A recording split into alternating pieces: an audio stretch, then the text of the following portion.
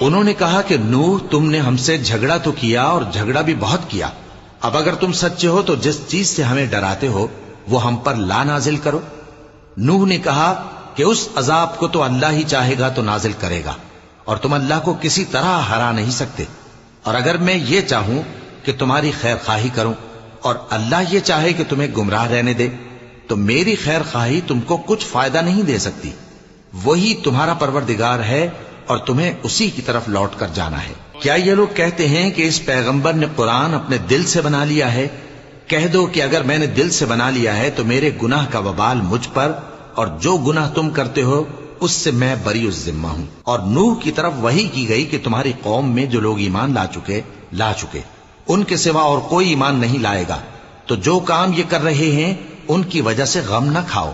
اور ایک کشتی ہمارے حکم سے ہمارے سامنے بناؤ، اور جو لوگ ظالم ہیں ان کے بارے